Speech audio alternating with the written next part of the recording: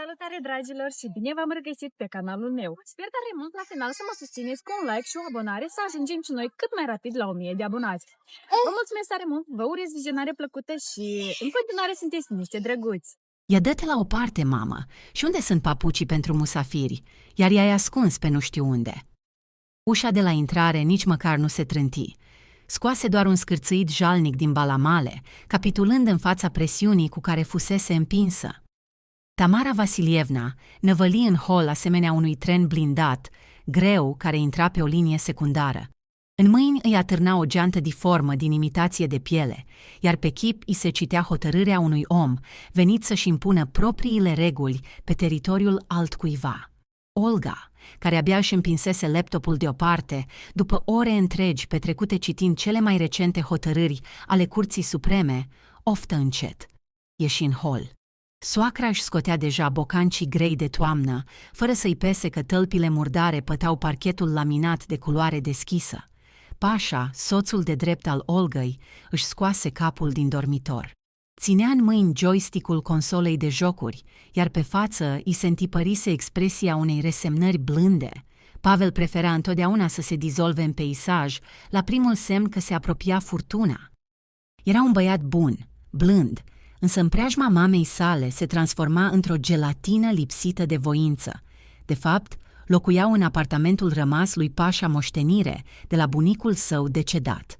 Tamara Vasilievna considera acest lucru principalul ei atu în orice dispută filozofică despre cine era adevăratul stăpân al casei. "Bună, mamă!" băigui Pașa, încercând să se facă cât mai nevăzut. "Și tu să fii sănătos!" răcni soacra, împingând-o pe noră cu umărul în timp ce trecea pe lângă ea, înaintea pe coridor cu inevitabilitatea unui cilindru compactor. "Pune fierbătorul la foc, Olea. Am o discuție serioasă și nu ceaiul vostru modern cu mușețel, de la care mă ia arsura la stomac. Fă unul adevărat, negru și tare."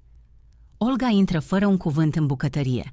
Abia își obținuse diploma facultății de drept și până își găsea un loc de muncă, se întreținea din proiecte freelance, redactând cereri de chemare în judecată pentru cunoștințe. Dar, mai presus de toate, tocmai își înmormântase bunica. Încă nu intrase oficial în posesia moștenirii. Procedurile birocratice abia începeau, însă cheile ușii grele a apartamentului bunicii, cu încuietoarea ei veche și valoroasă, se aflau în buzunarul ei, sau, mai exact, atârnau acum într-un cârlig special de lângă ușa de la intrare, alături de celelalte seturi de chei, de brelocul nou și lucios al mașinii pe care părinții i-o dăruiseră la absolvirea universității și de cheile acestui apartament. Tamara Vasilievna se așeză la masa din bucătărie, întinzându-și coatele de parcă ar fi vrut să ocupe tot spațiul disponibil. Aruncă pe masă un pachet de biscuiți ieftini, din care firimiturile începeau deja să cadă prin ambalajul rupt. "Luați loc!" porunci ea când Olga îi puse în față o cană. Pașa se strecură stingher pe un taburet, evitând cu grijă privirea soției. "Avem o nenorocire în familie. Pe Mașa o dă afară proprietara apartamentului în care stă cu chirie." Olga își sorbi liniștită cafeaua. Mașa, sora mai mică a lui Pașa, era un exemplar aparte al naturii. Avea 22 de ani, vânt în cap, ambiții cât pentru 3 capitale și un simț al responsabilității, comparabil cu cel al unui peștișor de acvariu. "O dă afară chiar așa, pur și simplu?" întrebă Olga politicos, fără să-și schimbe tonul. "Probabil doar din răutate." Tamara Vasilievna îi aruncă o privire plină de venin. "Ei, mare lucru! Fata și-a chemat câteva prietene să-și sărbătorească ziua de naștere. Au făcut puțin zgomot, vecinii au chemat poliția, iar proprietara, o bătrână acră, a început imediat să facă isterie. Chipurile au stropit tapetul din hol cu ceva roșu. Poate că era suc de rodie. Și imediat, afară din casă. Mașenca plânge, își îndeasă lucrurile în cutii. Fata nu are unde să se ducă. Doar nu o să lăsăm sângele nostru pe drumuri." Pașa a început să răsucească nervos șnurul hanoracului. Știa foarte bine că expresia "au făcut puțin zgomot" atunci când era vorba despre sora lui, se termina de obicei cu ambulanță, poliție și reparații plătite de rude. "Mamă, dar ce legătură avem noi?" întrebă el nesigur. Noi avem un apartament cu o singură cameră. Unde să o punem pe balcon?" Soacra îl privi pe fiul ei ca pe un produs defect. Și cine a spus că trebuie să vină la voi?" Tamara Vasilievna își întoarse privirea grea spre Olga. Olea, bunica ta a murit de curând. Apartamentul stă gol. 3 camere în centrul orașului se umple de praf. Olga își puse ceașca pe masă. Ceramica atinse sticla cu un clinchet ușor. Se așteptase la această discuție. Tamara Vasilievna poftise la apartamentul bunicii, încă din prima clipă în care aflase vestea tristă. Tamara Vasilievna, spuse Olga cu o voce calmă și lipsită de orice emoție. Apartamentul nu este încă al meu. Pot intra oficial în posesia moștenirii abia peste 6 luni. Până atunci, orice fel de folosire sau administrare a imobilului este nepotrivită. În plus, acolo se află mobilier vechi, o bibliotecă valoroasă. Bunica a adunat toate acestea de-a lungul unei vieți întregi. Nu este un loc pentru petrecerile unor studenți. Vai, nu mă mai amuza cu hârtiile tale, făcu soacra un gest disprețuitor, ca și cum ar fi alungat o muscă enervantă. Cui îi pasă de termenele tale? Cheile sunt la tine. Tu închizi și tu deschizi ușa. Cine vine să verifice? Poliția stă la ușă? Mașa este o fată liniștită, doar va dormi acolo. O să-ți șteargă praful, o să ude florile. Ar trebui să fii fericită că are cine să aibă grijă de apartament. Statului îi plac apartamentele goale. Vine și ți le ia. Olga ajunse chiar să admire, pentru o clipă, această obrăznicie primitivă. Logica soacrei sale sfida orice lege a realității. Ea plutea în stratosfera propriului egoism. Mașa o să ude florile cu suc de rodie, așa cum a udat și tapetul fostei proprietare? Întrebă Nora cu calm. Pașa scoase un mormăit înfundat și își ascunse fața în palme. Tamara Vasilievna se umflă de indignare asemenea unui pește balon. Să nu mi mai vorbești așa despre fată. Toți mai greșesc câteodată. Familia trebuie să-și sprijine rudele, nu să le pună bețe în roate. Eu chiar nu înțeleg unde este problema. Doar nu suntem străini. Este o simplă formalitate, o datorie de familie. În acel moment, telefonul soacrei, care se afla pe masă, începu brusc să sune cu o melodie populară. Pe ecran apăru numele Mașunia Fiica. Tamara Vasilievna apăsă triumfătoare pe butonul verde și activă difuzorul. Mămico! Izbucni din telefon un plâns isteric. Vrăjitoarea asta stă lângă mine și spune că, dacă nu plec în 2 ore, îmi aruncă toate lucrurile la gunoi. Mamă, unde să mă duc? Nu mai plânge sângele meu, ciripi soacra, aruncând priviri pline de înțeles către Noră. Nu-ți va arunca nimeni lucrurile. Mama a rezolvat totul. Acum mă înțeleg cu Pașa și cu Olea și te vei muta într-un apartament minunat, chiar în centrul orașului. Strângeți catrafusele, fetița mea, că în curând vine transportul după tine. Olga ridică ușor sprânceana stângă. Transportul. Familia lui Pașa avea ca mijloc de transport doar o bicicletă ruginită la casa de la țară. Soacra închise apelul, izbi cu pumnul în masă și se ridică greoi în picioare. Se îndreptă spre ieșirea din bucătărie cu siguranța unui om care luase deja toate deciziile și purtase această conversație doar de formă, pentru a păstra aparențele. Olga și Pașa o urmară până în hol. Tamara Vasilievna se opri chiar în fața cârligelor cu chei și aranjă demonstrativ gulerul bluzei, apoi își întinse gâtul, cercetând ceea ce considera deja prada ei. Gata, nu mai este timp de pierdut. Fata a rămas în stradă, declară ea pe un ton de procuror. Olea, dăm cheile. Nici măcar nu așteptă un răspuns. Mâna ei cu degete scurte se întinse hotărât spre cârlig. Dinții metalici ai cheilor clinchiră neliniștit în liniștea holului. Pașa nu are nevoie de al 2-lea apartament. Acolo va locui Mașenca, anunță răspicat Tamara Vasilievna, îndesând legătura grea de chei în buzunarul fustei ei largi. Olenca, tu oricum vei mai aduna documente încă 6 luni. Noi luăm cheile acum. Mașa se mută acolo, se instalează, plătește utilitățile. Îți va fi chiar mai ușor, te scăpăm de o grijă. Olga stătea la doar 1 metru de ea. Nu ridică vocea și nici nu încercă să-i smulgă cheile din mână. O privea doar cu un calm rece și cu o concentrare aproape tăioasă. În spatele ei, Pașa scoase un sunet asemănător scârțâitului unei jucării din cauciuc strivite și încercă să se lase în jos pe tocul ușii, dar se răzgândi. Iar Tamara Vasilievna, încurajată de lipsa oricărei împotriviri, devenea tot mai îndrăzneață. Sentimentul impunității o amețea mai tare decât orice vin. Privirea îi alunecă puțin mai la dreapta, acolo unde atârna brelocul negru cu binecunoscutul logo al mașinii. Întinse imediat mâna spre cheile automobilului Olgăi. Și dă-i și mașina pentru câteva zile ca Mașa să-și transporte lucrurile, spuse din mers, fără să se întoarcă, desprinzând cu îndemânare cheia mașinii din cârlig. Doar lucrezi de acasă, stai toată ziua în fața calculatorului tău, nu ai nevoie de ea, iar fata nu trebuie să arunce banii pe taxiuri. Este jaf în plină zi. Pașa va urca la volan, va face câteva drumuri și își va muta surioara, iar în același timp va mai plimba și mașina ta, ca să nu stea degeaba. Tamara Vasilievna strânse puternic în pumn ambele seturi de chei. În fața Mașei se deschidea o lume întreagă și totul părea atât de ușor. Fusese mereu convinsă că Olga era doar o amibă cu studii superioare. Învățase 5 ani cine știe ce, dar în viața reală nu pricepea nimic. Dacă puneai puțină presiune pe una ca ea, se îndoia imediat. Acum, desigur, poate avea să verse câteva lacrimi și să înceapă să se plângă soțului, iar Pașa avea să spună: „Ei, mamă, chiar așa?” După care tot el avea să-și liniștească nevasta. Important era faptul că Mașa urma să se mute acolo.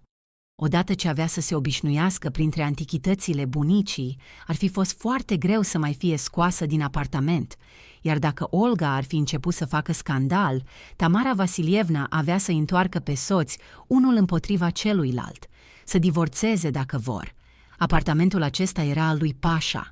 Nora urma să fie dată afară, iar Mașa avea să fie mutată aici. Numai avantaje. Femeia își și imagina cum fiica ei își făcea fotografii în fața vechiului bufet plin de obiecte valoroase. Olga privea în tăcere toată această agitație a soacrei.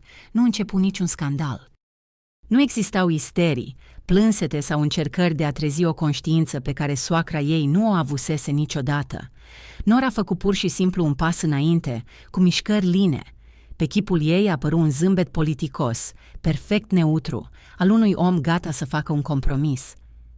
Desigur, Tamara Vasilievna," spuse Olga cu o voce veselă și limpede, făcând-o pe soacră să tresară surprinsă.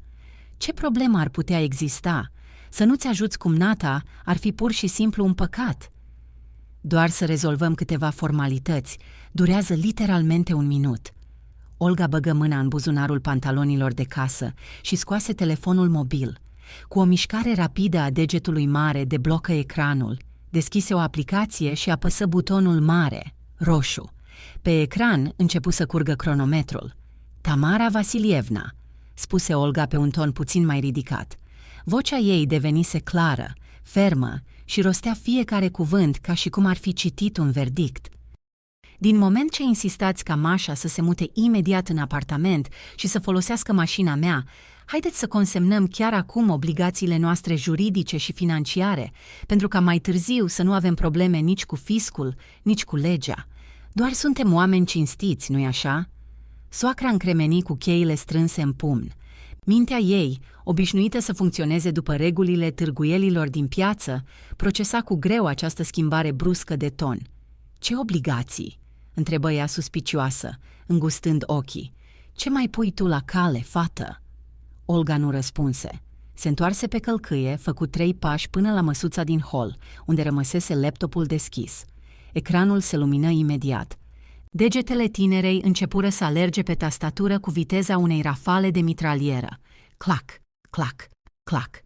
„Pașa, adu pașapoartele meu și al tău, iar pe al mamei tale roagă să ți-l dea," spuse ea peste umăr, fără să-și desprindă privirea de la monitor. „Nu dau niciun pașaport!" izbucni Tamara Vasilievna, strângând instinctiv geanta de imitație de piele la piept. „Vrei să faci un credit pe numele meu? Am văzut eu la televizor schemele astea." „Nu este nevoie de pașaport," răspunse liniștită Olga, continuând să tasteze cu aceeași viteză. „Datele dumneavoastră le știu pe de rost. Chiar dumneavoastră mi le-ați dat când v-a fost lene să mergeți la poștă și m-ați împuternicit pe mine. Știu și adresa dumneavoastră de domiciliu. Totul este memorat. Ce tot scrie acolo?"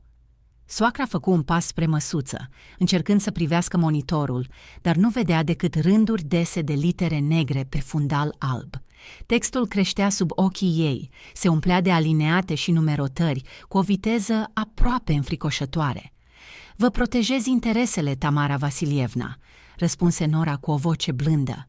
"Uitați, în 5 minute redactez 2 documente mici, dar extrem de importante. Doar nu vrem ca Mașa să fie arestată." "Cine să-mi aresteze fata?" "Poliția, bineînțeles." Olga apăsă tasta Enter, împărțind documentul în 2 secțiuni. Așadar, primul document, contract de închiriere pe termen scurt a unui spațiu locativ. "Ce contract de închiriere?" țipă soacra, simțind cum parcă îi fugea pământul de sub picioare. "Suntem rude. Despre ce afacere vorbești?" "Tamara Vasilievna, chiar dumneavoastră ați spus că Mașa va avea grijă de apartament, dar fiscul nu crede în legăturile de rudenie. El crede în acte. Eu trec aici chiria la valoarea pieței pentru un apartament din centrul orașului, 120.000 de ruble pe lună." "Cât? Ați înnebunit? Nu vă faceți griji. Nu trebuie să plătiți chiar acum. Dar consemnăm un depozit de garanție pentru 2 luni în avans, în cazul în care se deteriorează mobilierul de epocă. Și cel mai important..." Olga se întoarse spre soacră, iar zâmbetul ei începu să semene cu rânjetul unui prădător, care simțise mirosul prăzii. "Cel mai important este clauza privind răspunderea. Mașa este studentă și nu are venituri, așa că voi trece un garant." Olga începu să citească cu voce tare de pe ecran, rostind fiecare cuvânt răspicat. În cazul deteriorării bunurilor, incluzând, fără a se limita la parchetul, oglinzile de epocă, biblioteca și orice alte obiecte de patrimoniu, precum și în cazul neplății utilităților sau al producerii de zgomote care atrag amenzi, răspunderea solidară revine garantului, cetățeana Tamara Vasilievna Perova. Liniștea din hol putea fi tăiată cu cuțitul, chiar și Pașa încetase să mai mestece. "Și ce dacă?" mormăi soacra, însă în glasul ei se simțea deja nesiguranța. "Mare lucru, răspunderea. Mașa este o fată bună, nu va strica nimic." "Excelent," răspunse Olga cu un entuziasm sincer. "Atunci nu aveți absolut niciun motiv să vă îngrijorați în privința următoarei clauze. Continui să citesc. Garantul acoperă eventualele prejudicii cu propriul patrimoniu, respectiv cu singurul său apartament situat la adresa..." "Oprește-te!" răcni soacra, scăpând geanta din mână. Imitația de piele căzu cu un zgomot sec pe parchetul laminat. "Cu apartamentul meu? Ce tot vorbești acolo, fără rușine? Ce legătură are locuința mea?" "Are legătură pentru că mobilierul din stejar al bunicii, vechi de secole, valorează mai mult decât apartamentul dumneavoastră cu 2 camere din cartierul de la marginea orașului," explică liniștită Olga, fără să înceteze să zâmbească. "Dacă fata dumneavoastră cea bună varsă suc de rodie pe el, cu ce intenționați să plătiți despăgubirile? Eu nu vreau neînțelegeri, de aceea vă avertizez dinainte. Veți rămâne fără locuință, așa spune legea." Soacra deschise gura, o închise, apoi o deschise din nou. Semăna cu un crap aruncat pe mal. Tot elanul ei ofensiv se zdrobise de logica de neclintit a nurorii.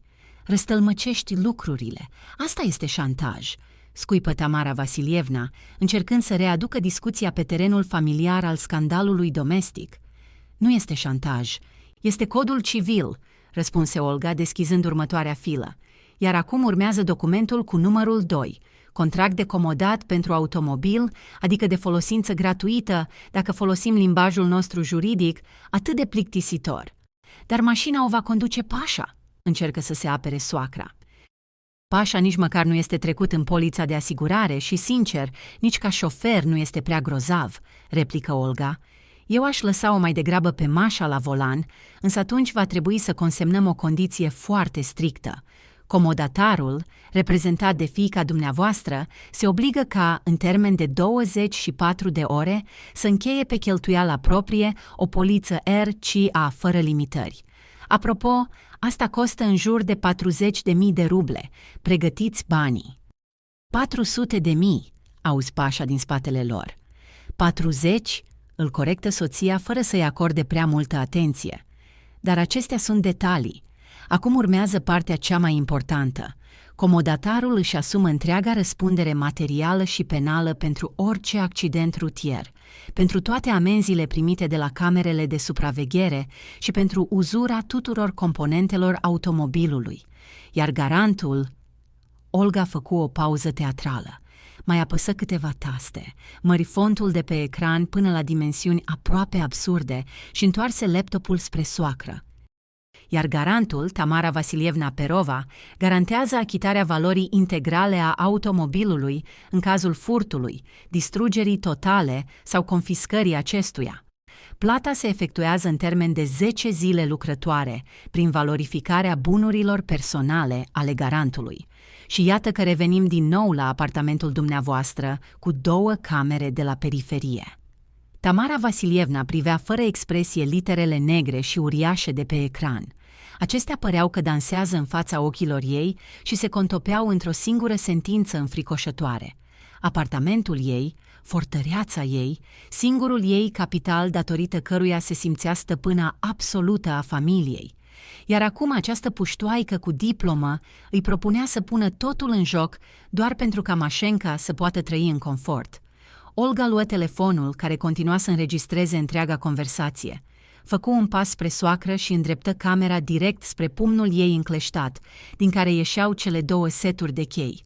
Blițul îi lumină chipul, iar clicul aparatului foto răsună în liniștea holului asemenea unui pistol de start. Perfect! Camera funcționează impecabil, încuviință Olga mulțumită. O privi direct în ochii care începeau să fugă neliniștiți. Din moment ce cheile se află deja în mâinile dumneavoastră, acest lucru reprezintă o preluare efectivă a bunurilor. Potrivit legii, fără semnarea acestor contracte, folosirea mașinii și intrarea în apartamentul bunicii vor fi calificate drept pătrundere ilegală prin efracție. Ce efracție? Scânci Tamara Vasilievna. Doar tu mi-ai dat cheile. Însă strânsoarea mâinii ei slăbise deja. Cheile le-ați luat singură. Eu nu mi-am dat acordul. Reportofonul înregistrează tot. Același lucru este valabil și pentru automobil. Deplasarea cu mașina fără documentele necesare constituie infracțiune. Folosirea unui vehicul fără consimțământul proprietarului, chiar și fără intenția de a-l însuși, se pedepsește cu până la 5 ani de închisoare pentru Mașenca dumneavoastră. Din nou, proprietarul nu și-a dat acordul. Olga îi întinse soacrei un pix pe care îl luase din suportul aflat pe măsuța din hol. Apoi apăsă câteva butoane ale imprimantei și scoase 2 foi. Poftiți pixul. Semnați aici în calitate de garant și Mașenca poate pleca chiar acum. Ba chiar îi plătesc și un taxi până în centrul orașului, în contul viitoarei garanții. Poftiți pixul. Semnați aici în calitate de garant și Mașenca poate pleca imediat. Haideți, semnați. Tamara Vasilievna, apartamentul dumneavoastră împotriva vieții frumoase a Mașei. Ei bine? Pixul rămase suspendat în aer asemenea unei săgeți otrăvite. Tamara Vasilievna îl privea cu o spaimă aproape superstițioasă. Întreaga ei imagine impunătoare se prăbușise în doar câteva secunde. Una era să dispună după bunul plac de apartamentul bunicii altcuiva, de mașina Olgăi sau de timpul lui Pașa. Asta era simplu, plăcut și, în concepția ei, perfect firesc între rude.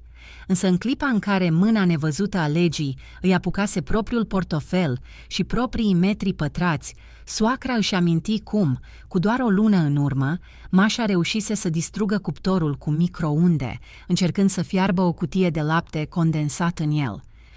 Își aminti tapetul ars, își aminti amenziile pe care fiica ei le primea, până și pentru simplul fapt că traversa strada prin locuri nepermise.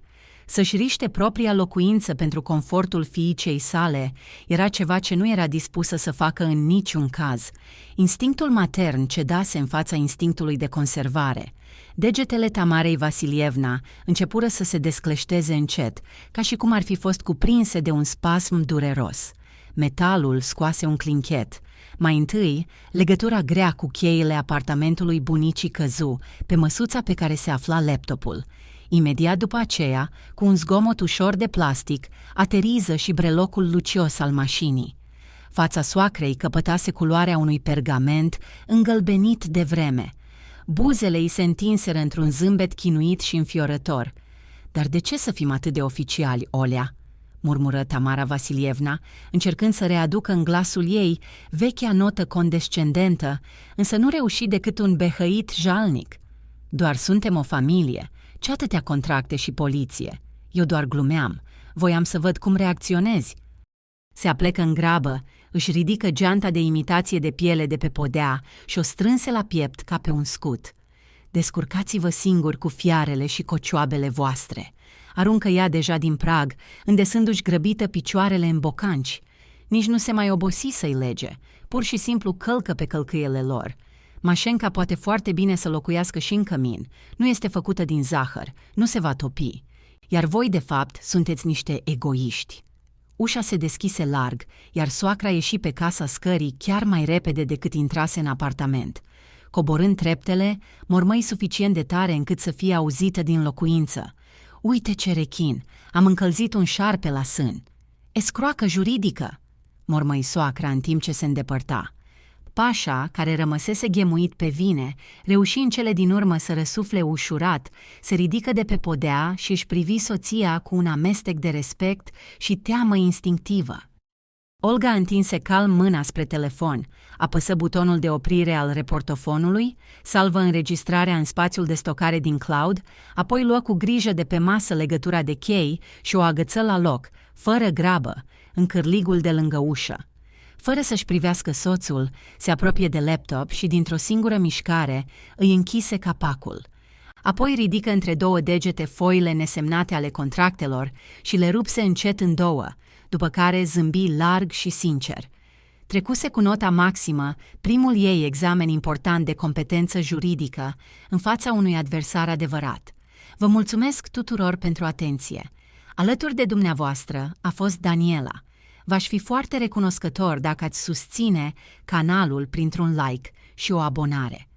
Vă doresc multă sănătate, numai bine și pe curând!